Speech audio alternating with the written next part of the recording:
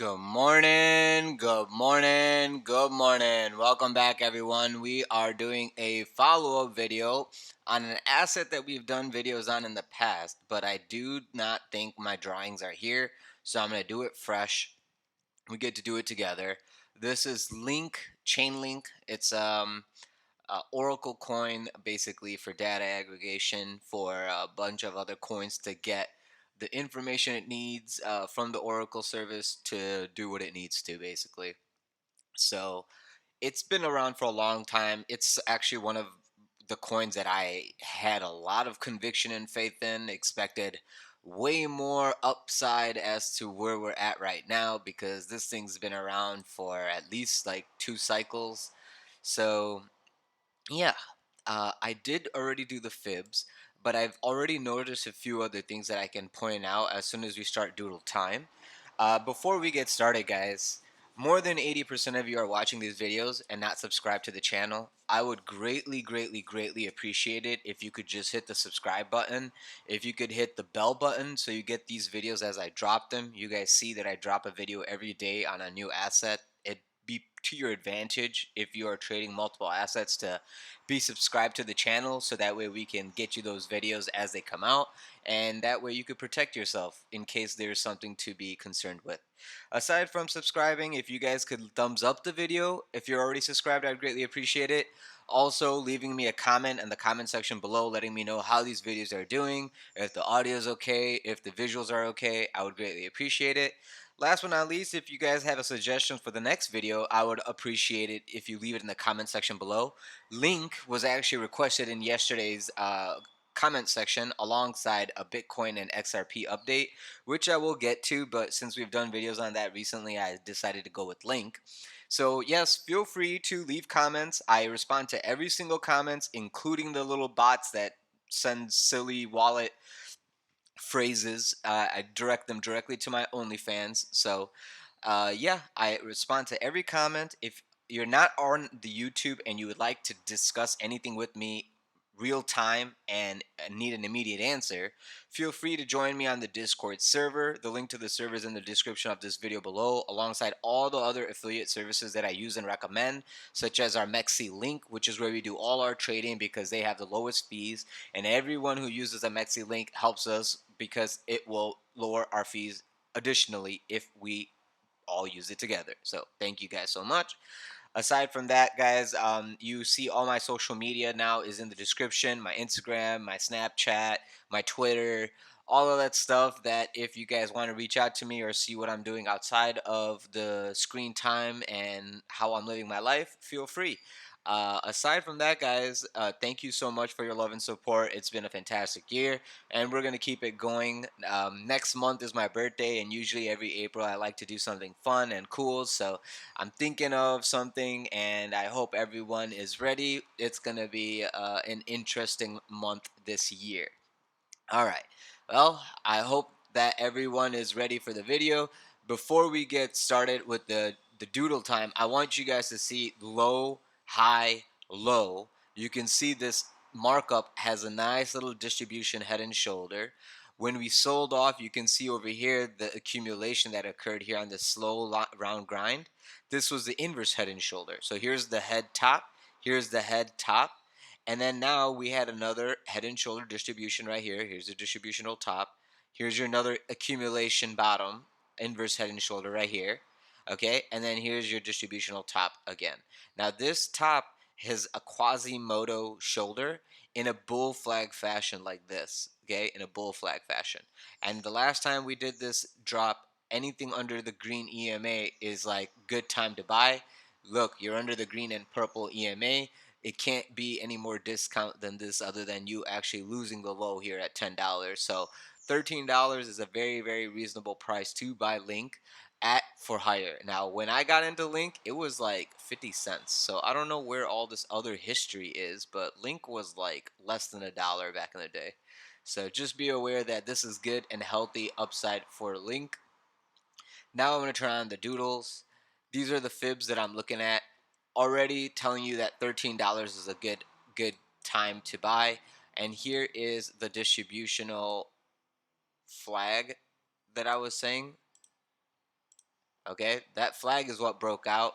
Here's your inverse head and shoulder, rounding bottom accumulation, and now here's your other shoulder right here. So that's your inverse head and shoulder playing out. Well, if the inverse head and shoulder played out, here's your neckline, which is, what is this? $19. Okay. Well, the neckline, if it broke, you would have had a measured move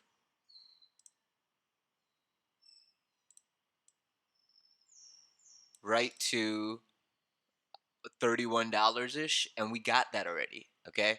So now, what is the next situational? Uh, like where do we see us going from here, right? Now, Link is a pretty good company. It does a lot of stuff. Where the profitability is of that company, I cannot tell you because they don't have those kind of reports. So what I would say is, just by looking at volume, you can see that as we're going to the lows, you have volume about to start slowing down.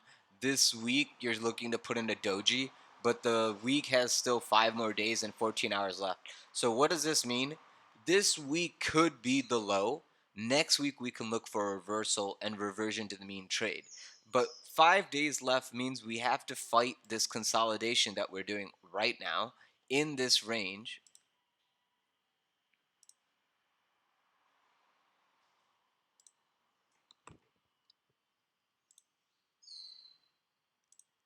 Kind of like so. Boom, boom. Technically, this right here in this zone is called Midar Air.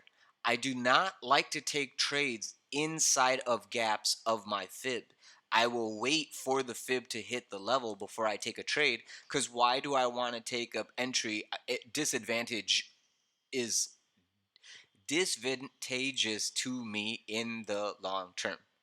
Okay, because it is a disadvantage to take a trade in the middle, okay, unless you have a confluence left. Why I'm saying over here I'm looking at 1128 as like the low of the low, because that would be the middle of this consolidation that we actually had the markup phase up. If we were bullish, we should be using this level right here as major support, and here is the little flag that it broke out of. Okay, so we want to use this as support. This level here is just a liquidity grab, in my opinion, before we get back to this level right here around $19. Okay, so that's what I am hoping for right now, is that this week we do what we need to grind out this low. Okay, we should not go lower than $11. I should probably mark that too, because I know people are going to be like, "Whoa." And not even 11, let's go like right here. That's your warning. So $10, okay? $10 is your warning. If you go under $10, then the risk of this going into, like, I want to say 740 is possible. And what it's gonna do that for is because this was not the higher low that was to be defended. This lower level here was the higher low. And we don't want this level to be defended. I mean, we don't even want it to be tested anymore, by the way. Because if it comes back into here, then Link will lose its uptrend path. Because right now, if you see what Link is doing, it's an expanding wedge. You see this? So you're doing this, and right now we're actually on the bottom of the expanding wedge, which is the best opportunity to buy. The top of the wedge, you take your profits, short, whatever. The bottom of the wedge, you could look for the long scalps with stop loss underneath, because that's the failure, right? The failure of this long scalp that I would be taking would be from $13 and then my stop loss under $10, because anything under 10 is already outside of the wedge and we don't want to even try to take that risk. But this wedge is showing you, hey, the possibility of a higher low, and this would be the third higher low, by the way, guys. 1, 2, 3. Third higher low would be a possibility of putting in a low here, and then we could just do a quick fast. Okay, when I say quick, I mean fast. It has to come up here quick, come back here, find support on the 200, and then continue its rise. Find support here, basically all the shorts here got trapped, and then you impulse on them to take that liquidity out. Once you get over here, people will either reshort again because they didn't close, and then that's the next fuel for you to impulse into the top of the wedge. Because this is liquidity, this is liquidity. All these levels of liquidity, like all this liquidity, is going to get taken on the expansion wave up. Then over here, you do a fast move down to take all the liquidity on the three legs up. You take A, B, C, and then you reset everything from there and decide if you want to actually go lower or if you're going to reverse. But the fact that you lose the trend line, if you lose it, then you know that, hey, downside is coming. There is no more upside if you're losing the trend line, and that's exactly why this level right here is a warning. Right here. That's a warning that, hey, if you lose outside of the channel, your last level to watch is here, and after this, it's like you kind of lose the actual healthy uptrend. Anything can happen once you get over here, but as long as you're above here, the path of least resistance should be up in an expanding wedge zigzag way, stair step, because all your resistance is right here, and we have to test it because we're underneath all the EMAs. So we should come over here. We will probably have a decision at around $18-19, and then if we can hold above that level, then this inverse head and shoulder that's trying to form doesn't make this right shoulder. Okay, we're trying to avoid making this right shoulder by not even retracing and sorry, we're trying to avoid this right shoulder by basically putting in a higher low after a rejection there and continue up above it. The first tap will reject, the second tap should butter and continue on up, is what I'm saying. But if you find major resistance over here, right, you know that, hey, this is the area that we can roll over because of a head and shoulder situation, and then that's why that you need to take profit when you get to that level no matter what. It's not about you waiting or anything. You naturally should be taking profit at this level automatically. If you're taking the long here at $11, you should naturally take your profit, first of all, at the fib, $19, and then over here at 23, because of the fact that it's possible higher, it's a possible rejection for a head and shoulder to play out. Okay, cool. That's a lot of doodles, a lot of explanation, but I hope all of that makes sense. What else can we discuss without wasting your time?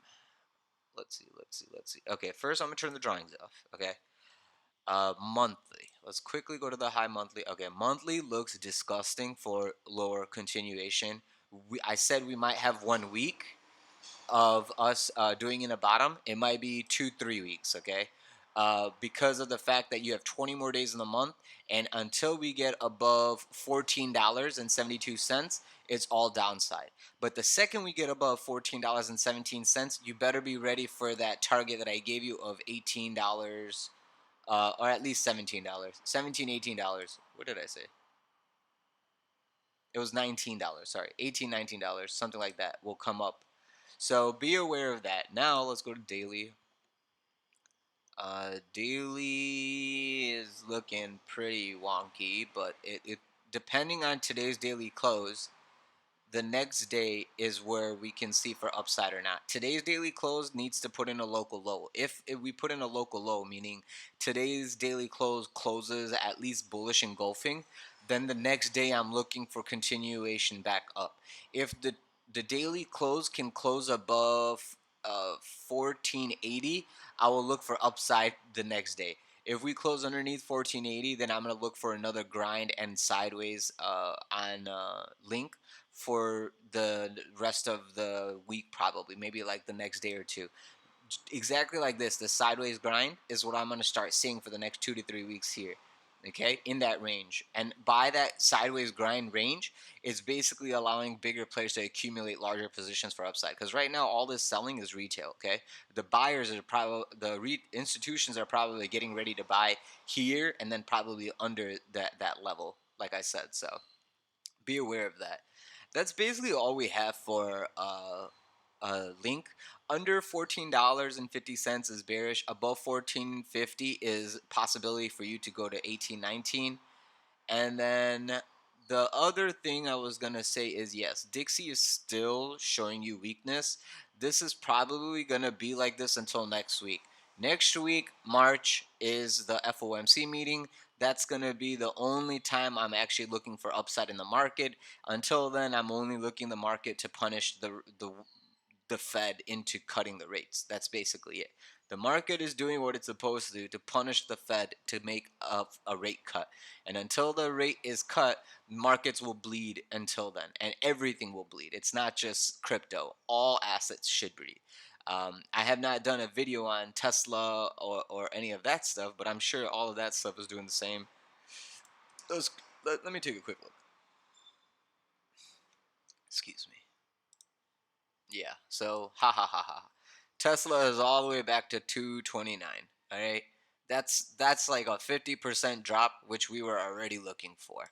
So all the people who weren't thinking that this was a possibility can all just laugh now because this is literally what we were expecting. I'm gonna send this picture to my cousin who is a heavy investor in Tesla, and yeah, hopefully he did tell me yesterday he sold 80% of his position over here, like higher at 375, and I was like, okay, well, add it back on. I don't know what he did. I don't know what he did. I don't know what he did, but I'm gonna talk to him later today and be like, hey man, you probably should buy that back right now. Solana. Oh, here you go, guys. All you Ripple fans, right? So, buddy who wanted the Ripple video, that I will be making soon. How many times have we discussed this level, guys? This $2 level, and this is a bearish engulfing doji. This doji that you have for this week is weaker. This is actually looking like you're about to get a big, large red candle, and that red candle is about to go from $2 to $1.43. So I would be very cautious, very cautious. Your EMAs have also showed you that downside. Okay, you all need to be extremely careful. 186, okay? Once you lose $2, 186 is the next major level. After you lose 186, just be prepared for that 140 to $1 level, okay? You really need to be ready for this.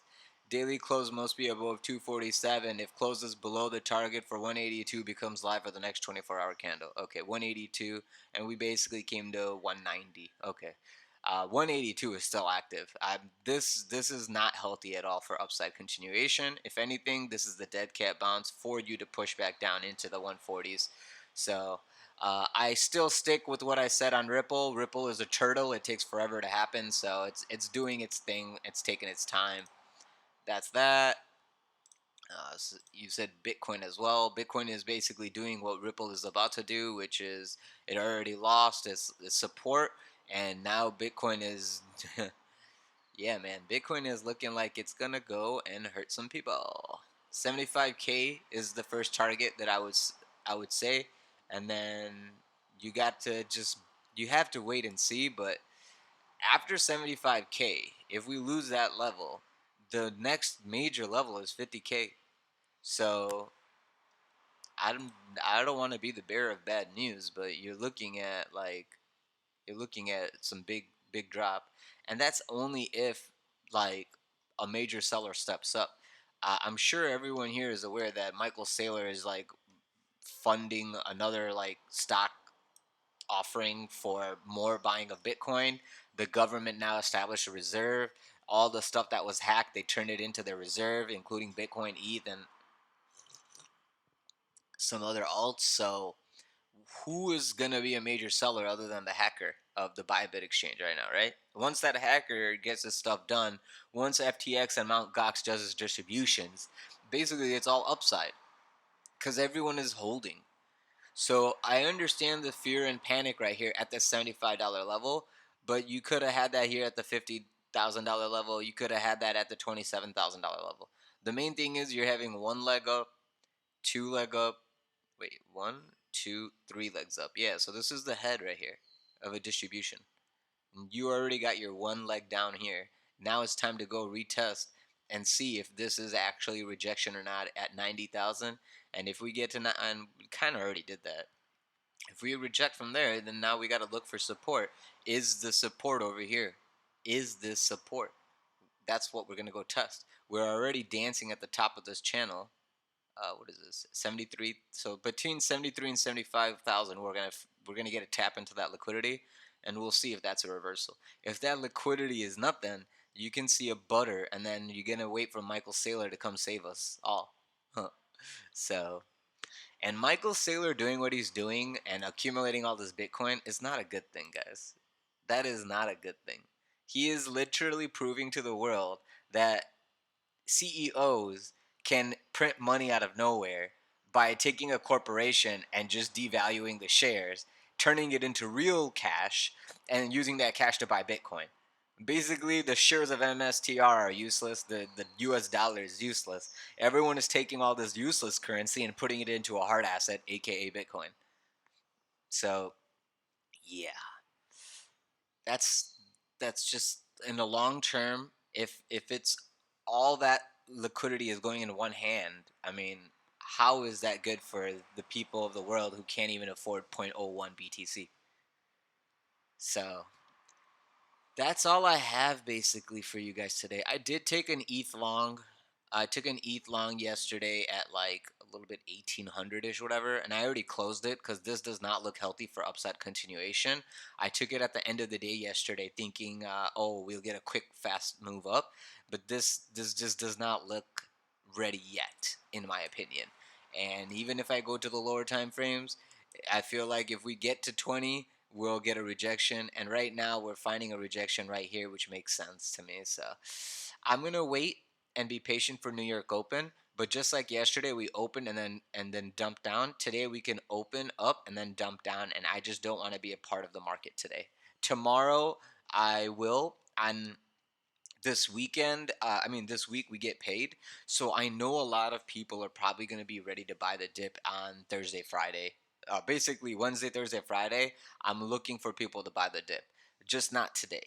Okay? So that's all I have for you guys today, guys. I hope it helped. If there's any other questions or concerns, leave it in the comment section below and I'll get back to you in the next video. Please, please, please, please, please do me a favor and don't forget to subscribe to the channel. Hit the thumbs up button. Leave a comment in the comment section below and share the video with other people who are trading the same asset. I would greatly appreciate it.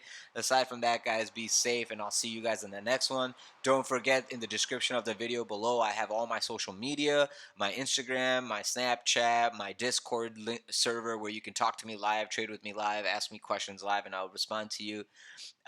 The MEXC link is one of our affiliates that we use for all our trading because of the lowest fees and the accessibility of that liquidity.